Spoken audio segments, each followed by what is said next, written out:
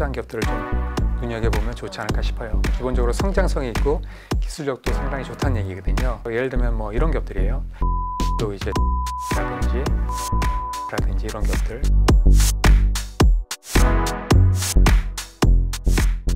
최근에 챗 GPT 등장하고 이러면서 정말 AI, 뭐 생성형 AI들이 정말 막 폭발적으로 성장을 하고 있단 말이에요.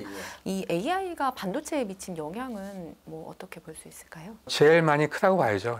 말씀드린 대로 지금 이제 초입 단계이기 때문에 성숙 단계에 이제 아마 들어가게 되면 훨씬 더 이제 수요가 더 많이 늘어나겠죠. 훨씬 더 이제 많은 기업들도 하게 될 테고요. 뭐 인공지능 관련된 기업들은 수혜를 많이 볼 수밖에 없는 그런 상황이 되는 거죠. 그래서 말씀드린 대로 가장 많은 수혜를 보는 거는 물론 이제 엔비디아도 많이 보겠지만 제가 보기에는 TSMC가 가장 또 많이 보지 않을까 싶어요. 왜냐하면 이제 뭐 엔비디아뿐만이 아니고 그다음에 또 AMD도 지금 이제 만들고 있어요. 그다음에 또 보시면 이제 많은 그 빅테크 기업들도 지금 챗봇 이런 걸 이제 하고 있거든요. 그 기업들도 보시면 이제 그 뭐 에이젝 반도체라든지 이런 것도 만들고 있다고요. 자체적으로. 그러면 이제 생산은 당연히 이제 또 TSMC에서 할 가능성이 크거든요.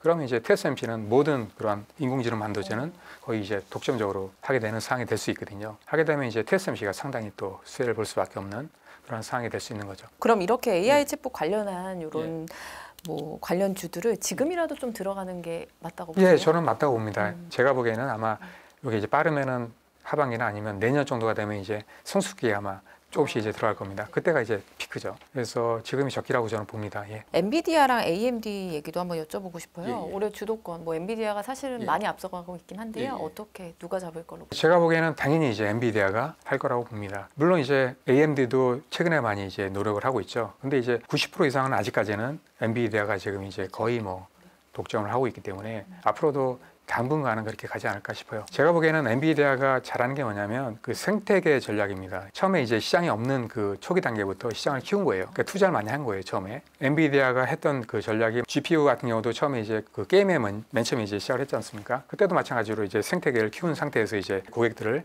한번 이제 생태계 안에 끌어들인 다음에 빠져나가지 못하게 이제 만든 거거든요. 왜냐하면 이제 빠져나가면 이제 불편하니까. 그렇게 이제 만들어 버린 거거든요. 2006년도부터 이제 보시면은 그러한 전략을 썼었는데 특히나 이제 쿠다 같은 그러한 생태계를 만든 거죠. 그 소프트웨어가 상당히 인공지능에서 상당히 중요한데 왜냐하면 이제 그 인공지능을 개발하려면 이제 소프트웨어도 같이 이제 해야 되거든요. 그런 소프트랑 이제 모든 생태계가 잘 갖춰준 그러한 상태에서는 이제 엔지니어들이 훨씬 더 편하게 이제 인공지능을 개발할 수 있거든요. 엔비디아를 쓰면 상당히 편한 거예요. 근데 다른 기업을 쓰면 뭐 소프트웨어도 뭐 제대로 안 돼 있고 하기 때문에 엄청나게 불편한 거죠. 또 엔지니어들 특성이 뭐냐면 되게 불편하고 싫어해요. 그러니까 쓰던 걸 계속 쓰려고 한다고요. 왜냐하면 또 이제 썼다가 다른 거 썼다가 이제 문제가 생겨버리면 제가 또 책임져야 되기 때문에 상당히 안정적인 어떤 그러한 제품들을 쓰려고 하는 경향이 있습니다. 제가 보기에는 그러한 생태계가 너무 견고하기 때문에 뭐 물론 이제 지금 뭐 GPU가 이제 엔비디아에서 이제 제공받을 수 없는 그러한 고객들은 물론 이제 AMD를 쓰겠죠.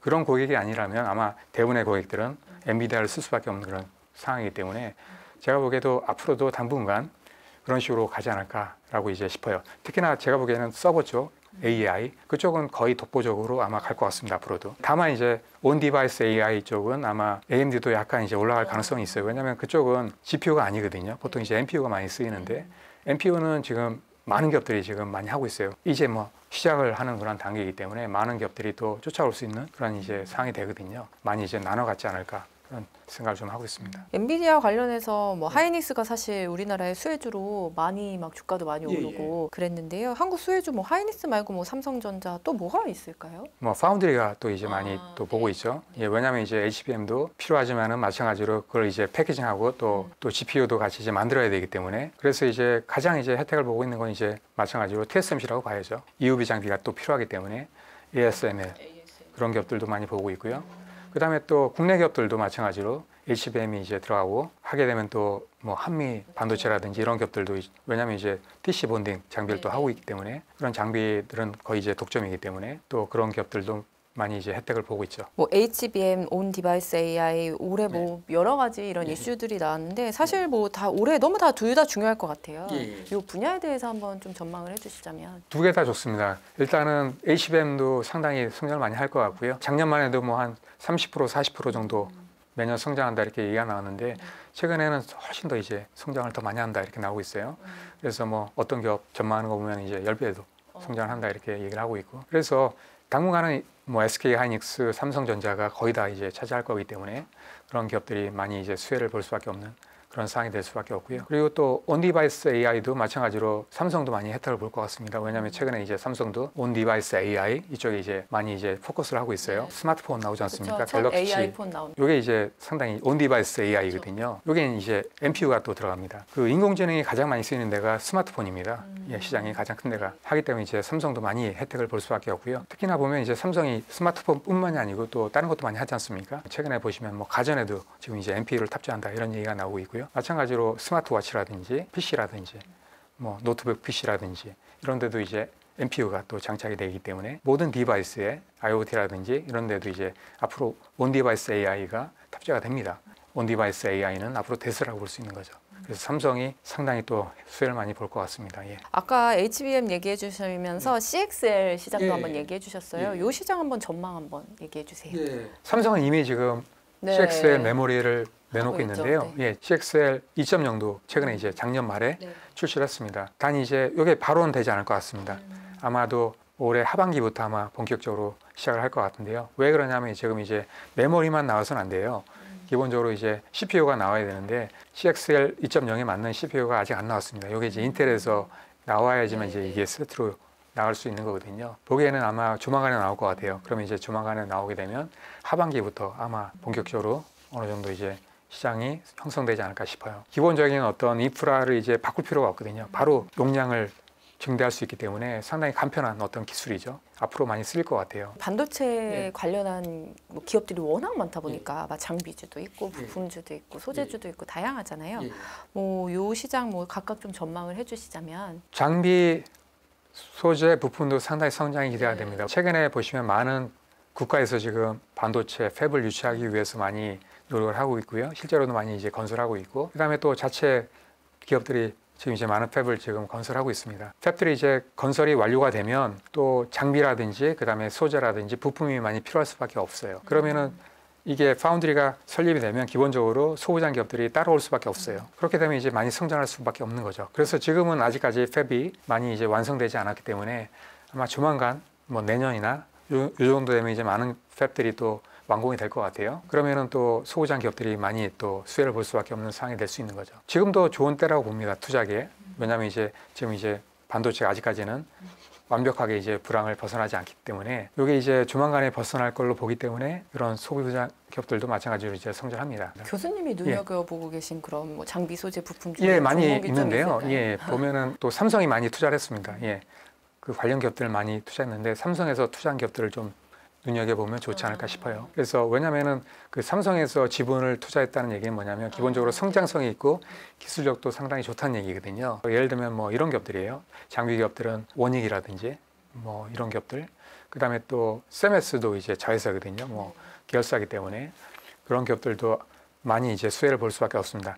기본적으로 아마 제가 보기에는 그 삼성이 팹을 완공을 하게 되면 아마 세메스 장비부터 아마 계속 이제 도입을 할 것 같습니다. 기본적으로. 그 다음에 또 뭐 소재나 또 이제 부품도 마찬가지로 최근에 이제 많이 투자한 기업들이 있지 않습니까? 예를 들면 뭐 펠리클 하는 기업들 있지 않습니까? FST라든지 SNS테크라든지 이런 기업들. 그 다음에 또 마찬가지로 뭐 포토레지스트 이런 거 최초로 이제 개발한 기업들 있지 않습니까? 동진 세미컴이라든지 이런 기업들. 그 다음에 DNF.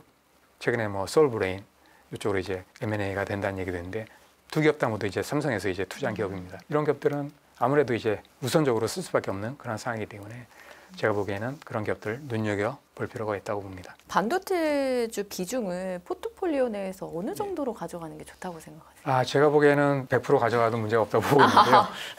근데 그래도 그러면 뭐, 작년 예, 같은 그렇죠. 경우에는 예, 그래서 한 50% 정도는 뭐 괜찮다고 봅니다. 왜냐면은 제가 보기에는 그 기본적으로 전통 산업은 특징이 있어요. 특히나 뭐 철강이나 이런 뭐 1차 산업 이런 산업들은 보시면 이제 시장이 성장하다가 어느 순간 이제 정체가 됩니다. 그 다음에 이제 포화가 되면 더 이상 성장하지 않습니다.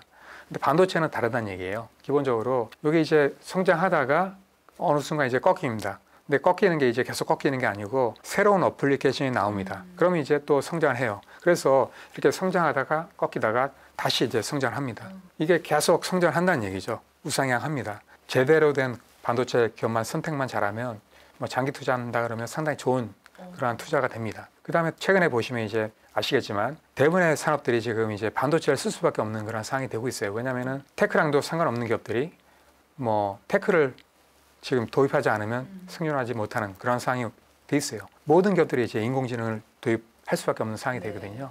하게 되면 이제 반도체가 또 쓸 수밖에 없는 거예요.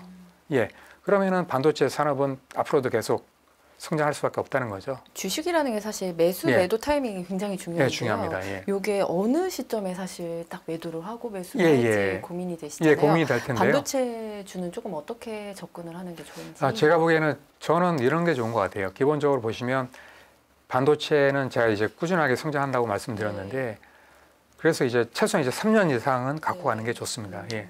그래서 그 장기적으로 이제 가져가되 그 앞으로 이제 성장하는 기업들 있지 않습니까? 네.